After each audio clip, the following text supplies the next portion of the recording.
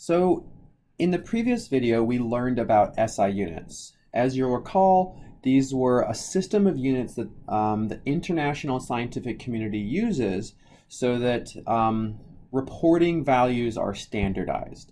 These were mass, temperature, distance, time, and amount.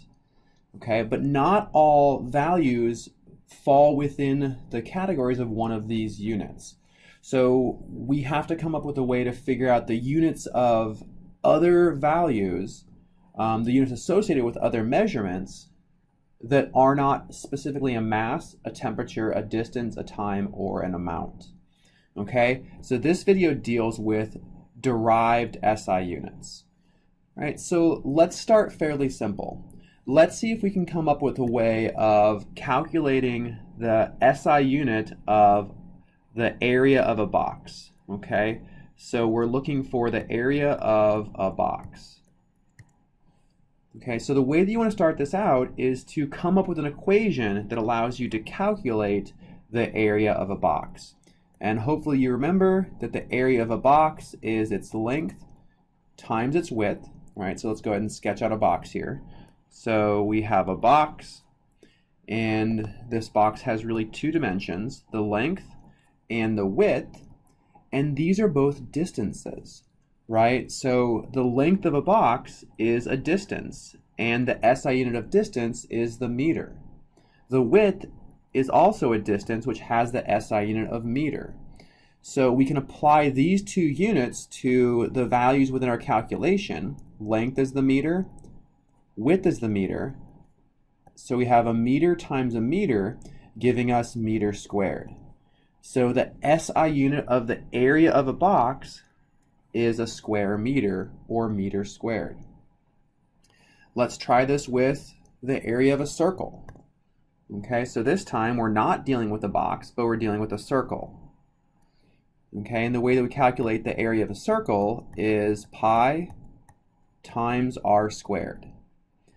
Right, so pi is one of these values that is unitless. It does not have units, so we call it a unitless parameter or a unitless value. But the radius is the distance from the center of the circle to the edge.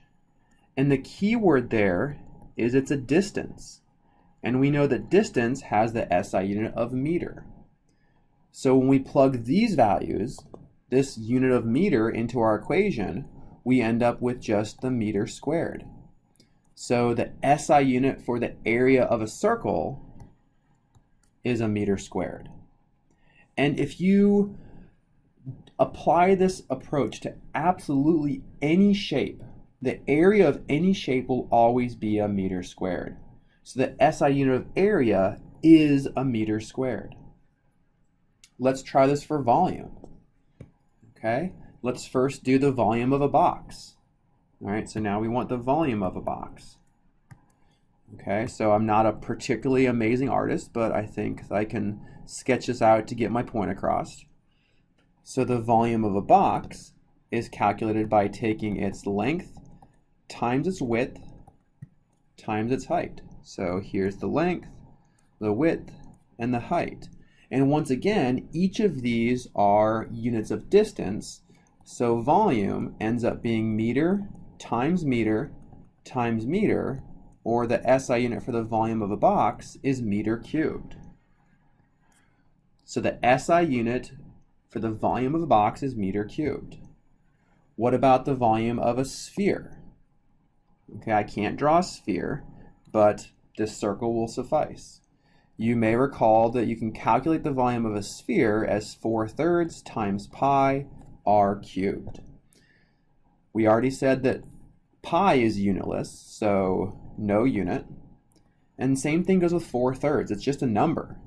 So there's no unit with 4/3. But radius, once again, is the distance from the center of our sphere to the edge. And once again,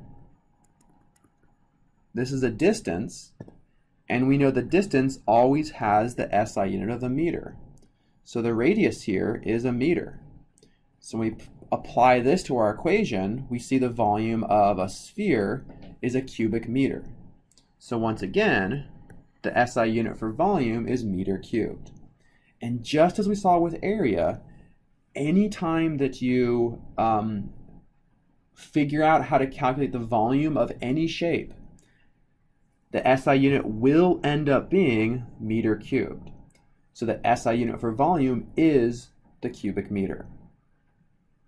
Let's try one more that's not necessarily a shape. Okay, let's see if we can figure out the SI unit for velocity. All right, so velocity is really just a scientific name for a speed or a rate. Okay, and the idea is that velocity can be calculated if you know how much time it takes to get from point A to point B. This is a distance, and we know that distances always have SI unit of meters.